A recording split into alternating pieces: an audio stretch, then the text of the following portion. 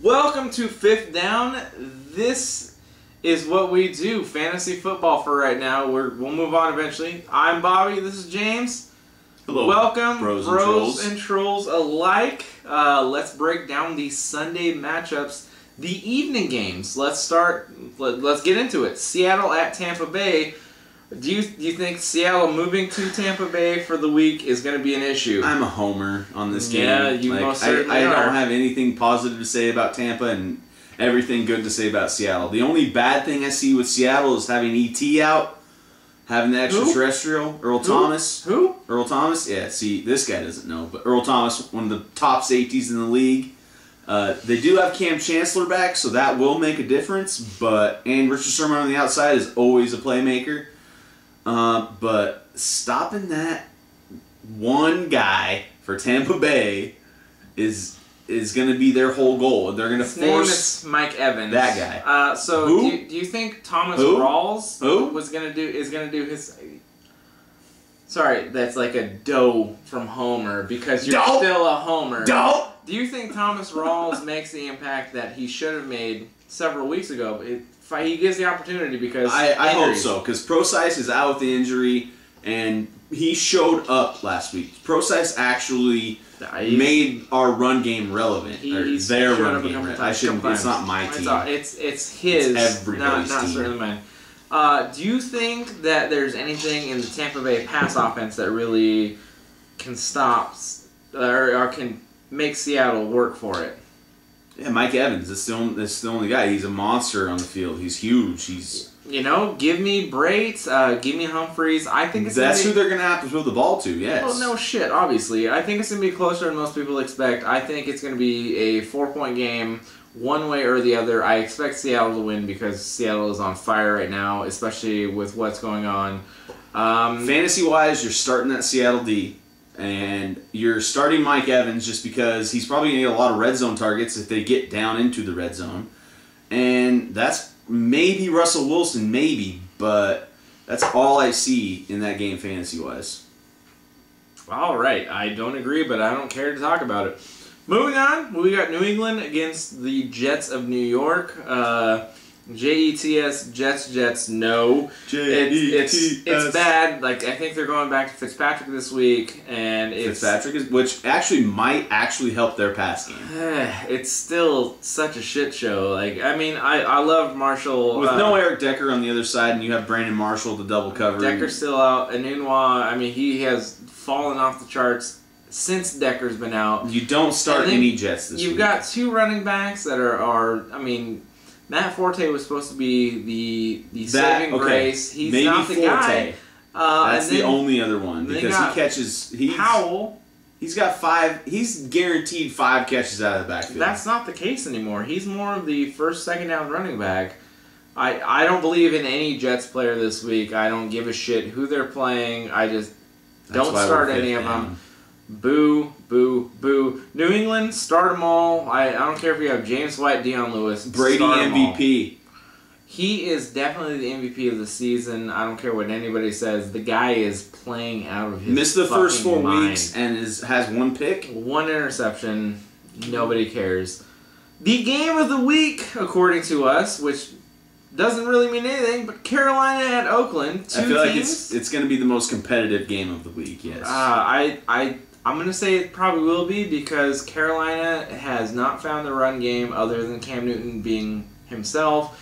And Oakland has decided that they like to pass a lot more. Like, there's 3-4 guys in the rush offense that they count on. Yeah, Latavius Murray was a stud the first 4 weeks and then just kind of disappeared. Just fell off a cliff. He got hurt, but still, like, they have 4 different guys that they'll hand the rock to. With that O-line, they're in the top 5 offensive lines in the league. You think they'd be able to run, block better than they do.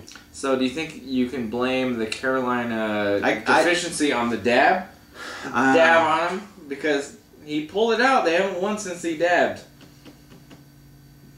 I don't know, man. Fuck Cam Newton. That's what we're saying. Cam Newton, crybaby. Cam Newton doesn't like to talk unless he wins. It's like... You're a professional, man. You're a professional in your sport. You have to act professional 100% of the time. All right, so the only question I have in this game is who passes for more yards, Carr or Newton? Probably Carr. So that's what he does. That's his thing. He throws the fucking rock. I like Newton this week. I feel like he's going to go back to the pass game. I think he might actually run more in this game. I think Carolina will go more to the run game, but they'll still pass plenty. I think the Carolina run game shows up again. 200 plus rushing yards. That's my definitive statement about that offense. So fantasy-wise, you're starting Carr and you're starting Newton just because they're probably your number ones. No shit. More than likely. Kelvin Benjamin, he's been hit or miss. They've had 10 days off. It's a coin flip. Have to start him. Seriously, Latavius 10 Murray. days off. Yeah, 10 days off. That could be a bad thing, though. Carolina has had 10 days off after getting the Thursday start last week. I think that they're going to pummel the shit out of Oakland this week. I don't have any problem. Not in the black hole, man. I'm not the biggest Oakland fan, but there's no way that Carr team... throws 3 interceptions. You heard it here first. Let's move on.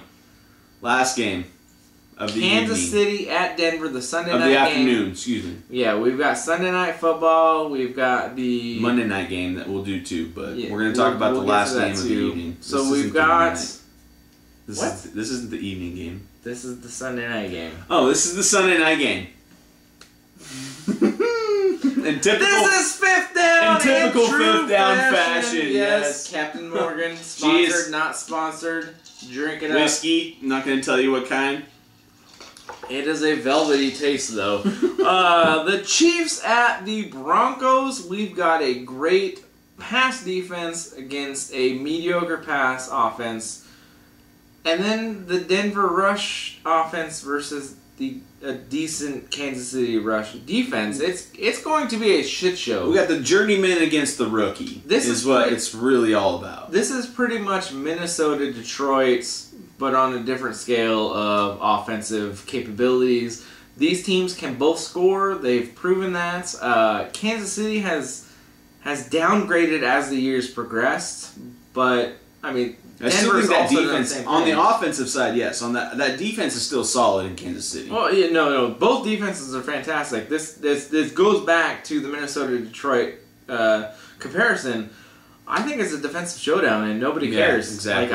Like whatever. It's going to be like a 10-13 game or something like that. No matter which team wins, like, who do you pick, though? Who has 10 and less 13? I'm not going to bet on either of these guys. I don't care for either team. I hope Tyreek Hill does something because I think it's fantastic. Maybe, is one of the guys you'd start in this game. No, he's probably been your number one tight end all year, so you're going to start him no matter what. I don't care for any offensive starter this week in that game. Not a single one. If you have Sanders, Thomas... Don't start. I feel like those. Don't start any of them. No. I'm gonna say there's no more than 20 points scored total in this game. Start Emmanuel Sanders. Stop. The second. God damn it. The second wide receiver on that team, who should be the first. You're starting Emmanuel Sanders. He will probably have at least a touchdown and 5 catches. If you're in a PPR league. That's over 10 points. I'm okay with 5 catches, but he's going to have 40 yards or less. And a touch? No touches. He'll have a touch. I'm telling you, 20 points total in this game. You heard it right here. Emmanuel Sanders will have a touchdown in that game. Or not, whatever. But this is fifth down. Trevor Seaman. That's James. I'm Bobby. We're going to sign off.